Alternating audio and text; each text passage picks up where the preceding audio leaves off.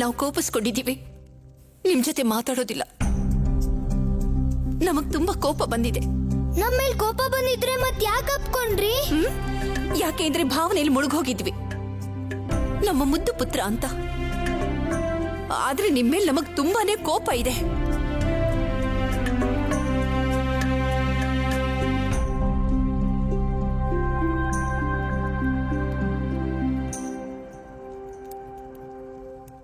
ಮಹಾರಾಜ ದಶರಥರಿಗೆ ಹಾಗೂ ಅಯೋಧ್ಯೆಯ ಮಹಾರಾಣಿಯರಿಗೆ, ಸುಮೇರುವಿನ ಮಹಾರಾಣಿ ಅಂಜನಿಯ ಪ್ರಣಾಮಗಳು. ಪ್ರಣಾಮಗಳು. ಪ್ರಣಾಮಗಳು. ಅಯೋಧ್ಯೆಗೆ ನಿಮಗೆ ಸ್ವಾಗತ.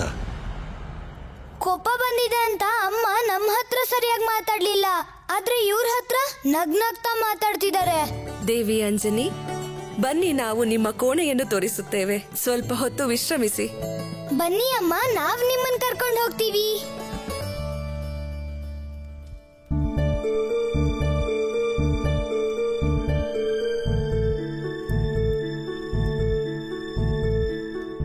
ಬನ್ನಿ. ಅಮ್ಮ ನಮ್ಮ ಮೇಲೆ ನಿಜವಾಗ್ಲೂ ಕೋಪ ಮಾಡ್ಕೊಂಡಿದ್ದಾರೆ ಅನ್ಸುತ್ತೆ. ಈಗ ಅವ್ರ ಕೋಪನ ಕಡಿಮೆ ಮಾಡೋದು ಹೇಗೆ?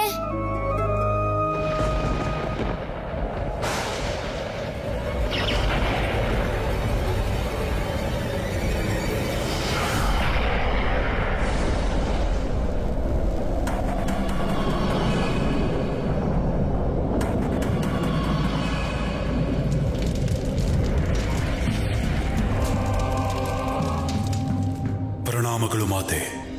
ವಿಜಯೀ ಭವ.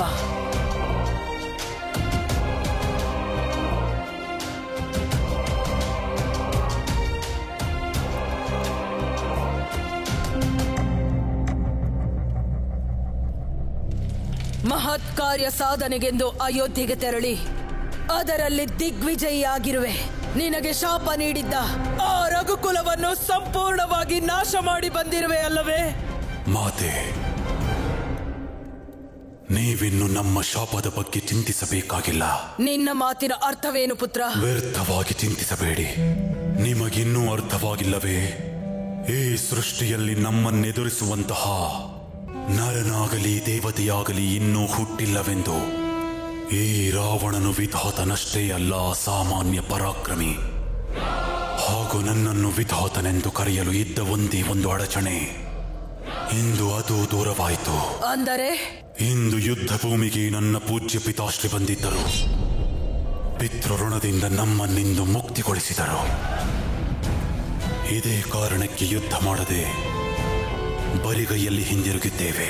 ಆದರೂ ದುಃಖವಿಲ್ಲ, ಏಕೆಂದರೆ ಇಂದಿನಿಂದ ಈ ಲಂಕೇಶ ರಾವಣನು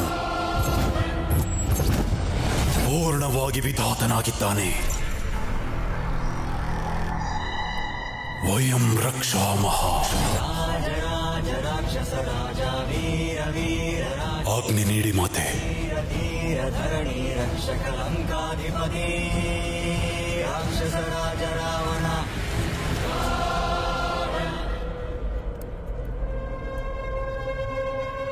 ಇದು ಹೇಗೆ ಸಾಧ್ಯ? ಸ್ವಾಮಿಯು ಕಾರಾಗೃಹದಲ್ಲಿದ್ದರಲ್ಲವೇ?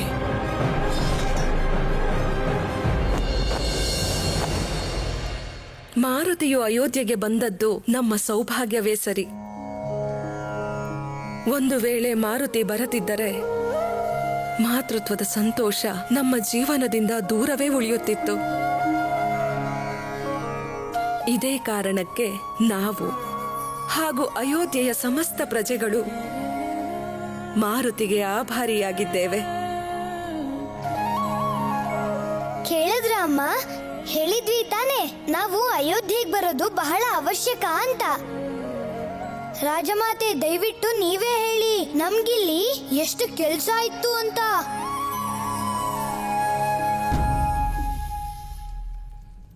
ನೀವು ನಿಮ್ಮ ತಾಯಿಯೊಂದಿಗೆ ಮಾತನಾಡುತ್ತೀರಿ, ನಾವು ಭೋಜನದ ವ್ಯವಸ್ಥೆ ಮಾಡುತ್ತೇವೆ. ಆಗಲಿ ಮಾತೆ, ನಾವಿಬ್ರು ಒಂದೇ ತಟ್ಟೆಲ್ ಭೋಜನ ಮಾಡ್ತೀವಿ. ಬಹಳ ದಿನಗಳಾದ್ಮೇಲೆ ಅಮ್ಮನ್ನ ಭೇಟಿ ಆಗ್ತಿದೀವಿ. ಒಂದೇ ತಟ್ಟೆಲಿ ಭೋಜನ ಮಾಡಿ ತುಂಬಾ ದಿನ ಆಯ್ತು ಅಲ್ವಾ ಅಮ್ಮ? ಅಕ್ಕ, ಭೋಜನದ ಅವಶ್ಯಕತೆ ಇಲ್ಲ, ನಾವು ಭೋಜನ ಮುಗಿಸಿಯೇ ಬಂದಿದ್ದೇವೆ.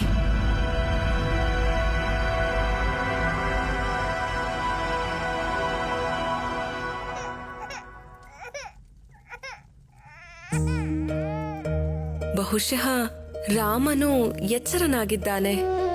ನಾವು ಹೋಗಿ ನೋಡುತ್ತೇವೆ. ಹಾಗೆ ಆಗ್ಲಿ.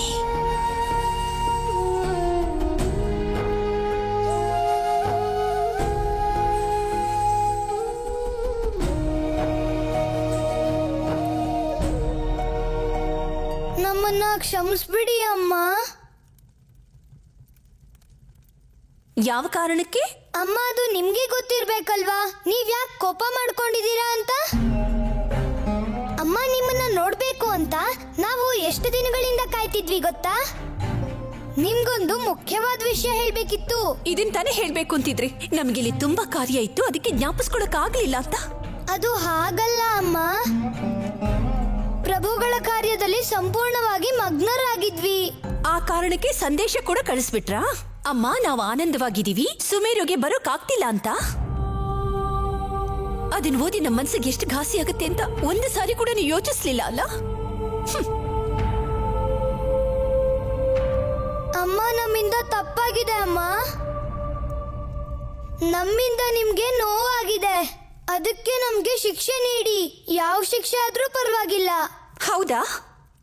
ಸರಿ, ಹಾಗಾದ್ರೆ ನೀವು ಇವತ್ತೇ ಸುಮೇರುಗೆ ಹಿಂದಿರುಗಿ ಬನ್ನಿ ಅಂತ ನಾವು ನಿಮ್ಗೆ ಆಜ್ಞೆ ಮಾಡ್ತೀವಿ.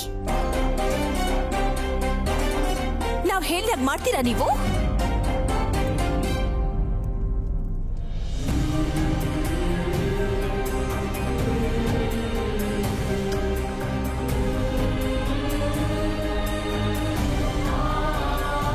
ಅಮ್ಮ, ಇದೇನ್ ಹೇಳ್ತಿದ್ದಾರೆ? ಪ್ರಭುಗಳನ್ನ ಬಿಟ್ಟು ನಾವ್ ಹೇಗ್ ಹೋಗೋದು?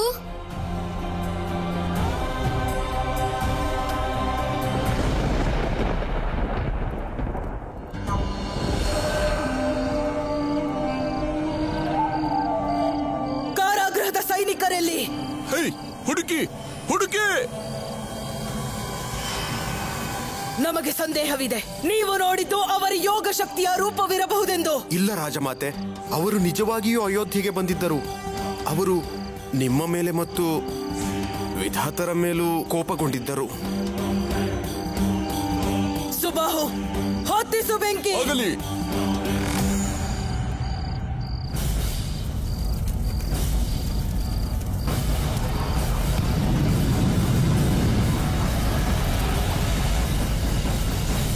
ಅಲ್ಲಿ ಯಾರೂ ಇಲ್ಲ ರಾಜಮಾತೆ. ಅವರು ಇಲ್ಲಿಂದ ತಪ್ಪಿಸಿಕೊಳ್ಳಲು ಹೇಗೆ ಸಾಧ್ಯ?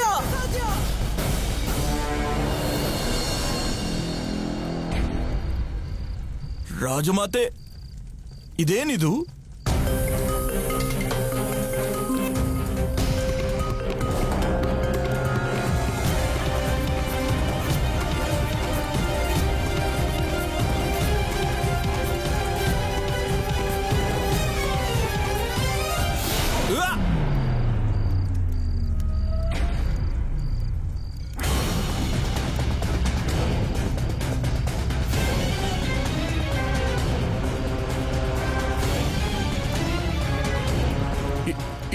ಇದು ಇದೇನು ಮಾಯಾಜಾಲವೇ?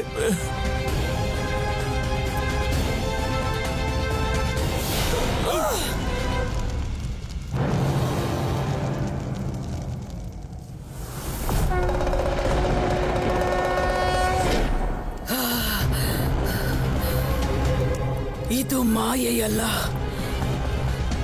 ಮಹಾದೇವನ ಭಸ್ಮ. ಮಹಾದೇವನ ಭಸ್ಮ ಅಂದರೆ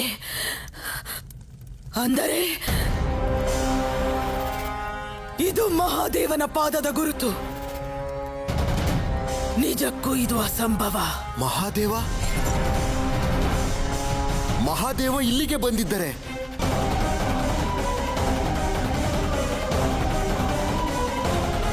ರಾಜಮಾತೆ. ಬನ್ನಿ ಸೋದರ.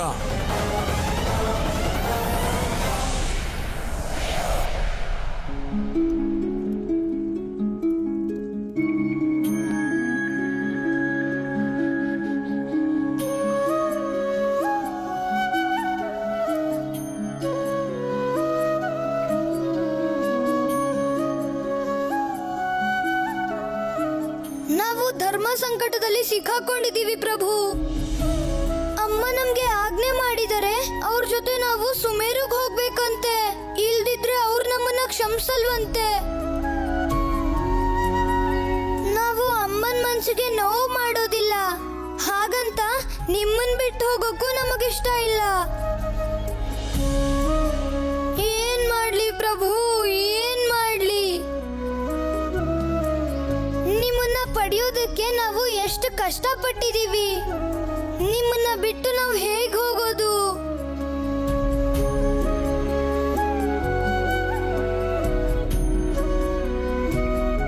ನಿಮ್ಮನ್ನ ಯಾವಾಗ್ಲೂ ನೋಡ್ತಾನೆ ಇರ್ಬೇಕು ಅನ್ನೋದು ನಮ್ಮ ಆಸೆ ಆಗಿತ್ತು.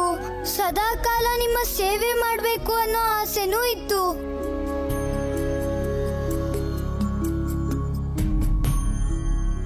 ಇಲ್ಲ ಪ್ರಭು, ಇದು ಸಾಧ್ಯ ಇಲ್ಲ. ನಾವ್ ಈಗ್ಲೇ ಹೋಗಿ ಅಮ್ಮಂಗ್ ಹೇಳ್ತೀವಿ ನಾವು ಅವ್ರ ಜೊತೆ ಸುಮೇರುಗೆ ಬರ್ತಾ ಇಲ್ಲ ಅಂತ.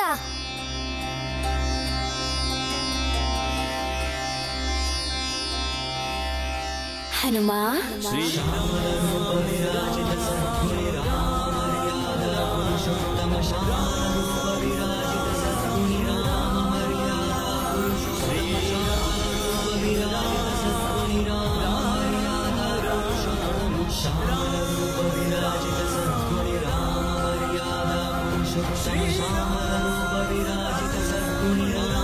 ಪ್ರಣಾಮಗಳು ಪ್ರಭು. ಭಕ್ತಿಯ ಸಲುವಾಗಿ ಮಾತೃ ಹೃದಯವನ್ನು ನೋಯಿಸುವುದು ಉಚಿತವೇ? ಹನುಮ, ಮಾತೆಯ ಆಜ್ಞೆಯನ್ನು ಉಲ್ಲಂಘಿಸುವುದು ಸರಿ ಎನಿಸುವುದೇ? ಸರಿಯಲ್ಲ ಪ್ರಭು, ಆದ್ರೆ ನಮ್ಗೀಗ ಬೇರೆ ದಾರಿನೇ ಇಲ್ಲ. ಈ ಭುವಿಯಲ್ಲಿ ಮಾತೆಯ ಸ್ಥಾನ ಎಲ್ಲಕ್ಕಿಂತ ದೊಡ್ಡದು ಹನುಮ. ನಾವು ಅಮ್ಮನ ಆದೇಶಕ್ಕೆ ಬಹಳ ಮಹತ್ವ ಕೊಡ್ತೀವಿ ಪ್ರಭು. ಆದ್ರೆ ನಾವ್ ನಿಮ್ಮನ್ನ ನೋಡ್ದೆ ಎಷ್ಟು ದಿನ ಅಂತ ದೂರ ಇರೋದು? ನಾವು ಸುಮೇರುವಿನಲ್ಲಿ ಮತ್ತೆ ನೀವು ಅಯೋಧ್ಯೆಯಲ್ಲಿ. ನಾವು ಹೇಗ್ ಭೇಟಿಯಾಗೋದು ಪ್ರಭು? ಇದುವರೆಗೂ ಭೇಟಿ ಮಾಡುತ್ತಿದ್ದ ರೀತಿಯಲ್ಲೇ. ಅಂದರೆ ಹನುಮ, ನೀವಲ್ಲದೆ ನಮ್ಮನ್ನು ಈ ರೂಪದಲ್ಲಿ ಮತ್ತಿನ್ಯಾರಾದರೂ ಕಂಡಿದ್ದಾರೆಯೇ? ಎಲ್ಲರ ದೃಷ್ಟಿಯಲ್ಲೂ ನೀವಿನ್ನು ಮಗು. ಹನುಮ, ನೀವಲ್ಲದೆ ನಮ್ಮ ಈ ಬಾಲರೂಪವನ್ನು ಮತ್ಯಾರೂ ಕಾಣಲು ಸಾಧ್ಯವಿಲ್ಲ. ಏಕೆಂದರೆ ನಮ್ಮನ್ನೀ ರೂಪದಲ್ಲಿ ಕಲ್ಪಿಸಿಕೊಂಡವರು ನೀವೇ ಅಲ್ಲವೇ? ನಿಮ್ಮ ಅಂತರಂಗದಲ್ಲಿ ನಮ್ಮ ಈ ರೂಪ ಶಾಶ್ವತವಾಗಿರುತ್ತದೆ. ನಿಮ್ಮ ಮಾತು ನಮ್ಗೀಗ್ಲೂ ಅರ್ಥ ಆಗ್ತಿಲ್ಲ ಪ್ರಭು. ಹನುಮ, ನಮ್ಮನ್ನು ಕೇವಲ ಹೊರಗಣ್ಣಿನಿಂದ ನೋಡಬೇಡಿ. ಬದಲಿಗೆ ಒಳಗಣ್ಣನ್ನು ತೆರೆದು ನೋಡಿ. ಏಕೆಂದರೆ ನಮ್ಮ ಸ್ಥಾನವಿರುವುದು ಅಲ್ಲೇ ಮಾರುತಿ.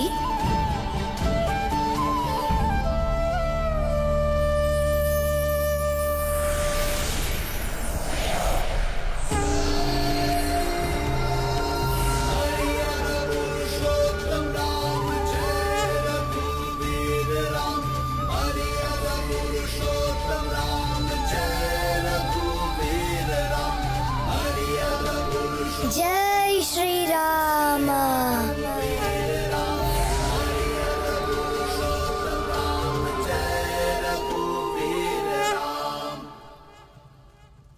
ಈಗ ನಮ್ಗೆ ಎಲ್ಲ ಅರ್ಥ ಆಯ್ತು ಪ್ರಭು.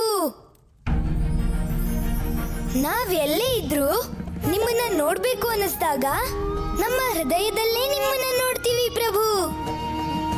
ಹೇಗೆ ನೀವು ಪೂರ್ತಿ ಸೃಷ್ಟಿಯ ಕಣಕಣದಲ್ಲೂ ಇದ್ದೀರೋ ಹಾಗೆ ಈ ಮಾರುತಿಯೊಳಗೂ ಇದ್ದೀರಾ. ಜೈ ಶ್ರೀರಾಮ. ನಾವು ಕೋಪದಲ್ಲೇನೋ ಮಾರುತಿಗೆ ಹೇಳ್ಬಿಟ್ವಿ ನಮ್ಮ ಜೊತೆ ಸುಮೇರುಗೆ ಹಿಂದಿರುಗಿ ಬನ್ನಿ ಅಂತ. ಆದ್ರೆ ಅವ್ರು ಹಿಂದಿರುಗಿ ಬರೋಂಥ ಮನಸ್ಸು ಇದೆಯೋ ಇಲ್ವೋ ಏನೋ ಗೊತ್ತಾಗ್ತಿಲ್ಲ. ನಮ್ಮ ಮಾತಿನ ಕೇಳಿ ಅವರು ದುಃಖಿತರಾಗ್ಬಿಟ್ಟಿದ್ರು. ನಿಮ್ಮೆಲ್ಲರ ಜೊತೆ ಮಾನಸಿಕವಾಗಿ ಸಂಬಂಧ ಬೆಳೆದುಬಿಟ್ಟಿದೆ. ವಿಶೇಷವಾಗಿ ರಾಮನೊಂದಿಗೆ ಬಹುಶಃ ಅವರಿಬ್ಬರ ನಡುವೆ ನಿಕಟವಾದ ಆತ್ಮ ಸಂಬಂಧವಿದೆ ಎನಿಸುತ್ತದೆ. ಮಾರುತಿಯನ್ನು ಬಿಟ್ಟು ರಾಮನೂ ಇರಲಾರ. ರಾಮನು ಅಳುವಾಗ ಮಾರುತಿಯು ಬಳಿಗೆ ಬಂದರೆ ಅಳುವುದನ್ನೇ ನಿಲ್ಲಿಸುತ್ತಾನೆ, ಹಾಗೂ ಕಿಲಕಿಲನೆ ನಗುತ್ತಾನೆ. ಇಂತಹ ಬಾಂಧವ್ಯವನ್ನು ನಾನು ಹಿಂದೆಂದೂ ನೋಡಿರಲಿಲ್ಲ. ಇಂಥ ಸ್ಥಿತಿನಲ್ಲಿ ಅವರಿಬ್ಬರನ್ನು ಬೇರೆ ಮಾಡೋದು ಸರಿ ಹೋಗಲ್ಲ ಅಂತ ಅನ್ನಿಸ್ತಾ ಇದೆ. ಆದರೆ ಈಗದು ಅನಿವಾರ್ಯ. ನಮಗೆ ಅರ್ಥವಾಗುತ್ತದೆ.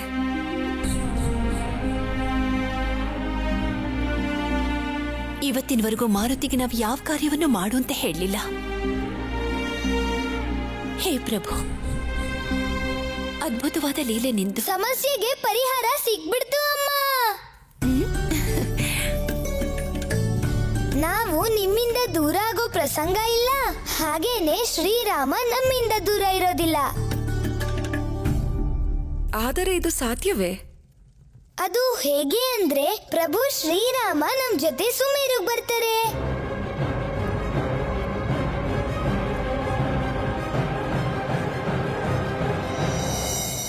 ಮಾರುತಿ, ರಾಮ ಇನ್ನು ನವಜಾತ ಶಿಶು, ತನ್ನ ತಾಯಿನ ಬಿಟ್ಟು ಇರೋಕ್ಕಾಗಲ್ಲ ಕಂದ.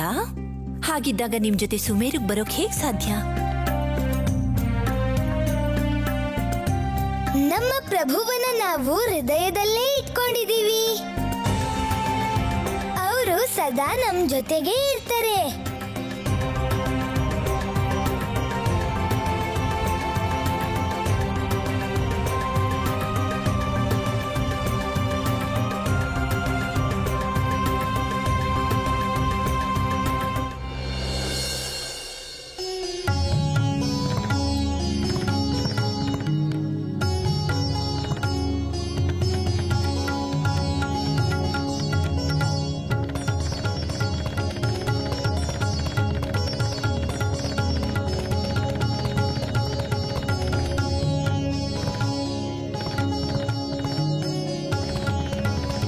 ಏನು ಹೇಳುತ್ತಿದೆ ನಿಮ್ಮ ಲೆಕ್ಕಾಚಾರ, ಮಹಾಪಂಡಿತ ರಾವಣ?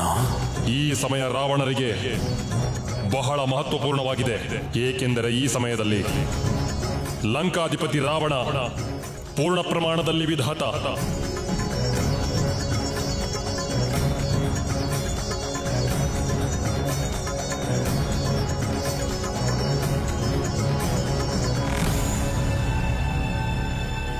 ಬದೇಹಮಿತ್ರಂ ಸ್ಕಂದೇನ್ ಜಾವತ್ ಕಾಲ ವಿಪ್ರಯಂ ಅಥೈವ ಮಾಗತೆ ಕಾಲೇ ಬಿಂದಯಾತ್ ಘಟಮಿವಾಶಮೂಡಿ.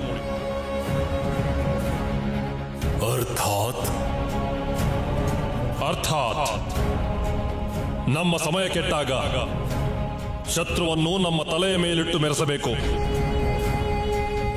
ಆದರೆ ಉತ್ತಮ ಸಮಯದಲ್ಲಿ ಅದೇ ಶತ್ರುವನ್ನು ಲವಲೇಶವು ಸಂಶಯ ಬಾರದಂತೆ ಸಂಪೂರ್ಣವಾಗಿ ನಿರ್ನಾಮ ಮಾಡಿಬಿಡಬೇಕು.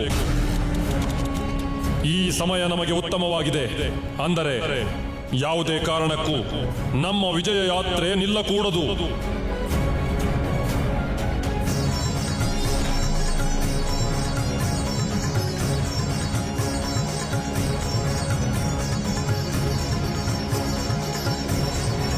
ಒಂದು ವೇಳೆ ಅಶುಭ ಸಂದೇಶ ಬಂದರೂ ನೀವು ಚಿಂತಿಸುವ ಅಗತ್ಯವಿಲ್ಲ.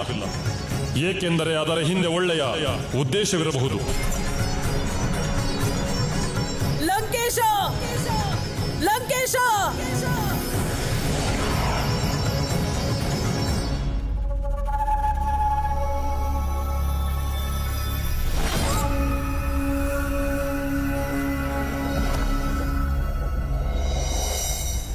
ಲಂಕೇಶ!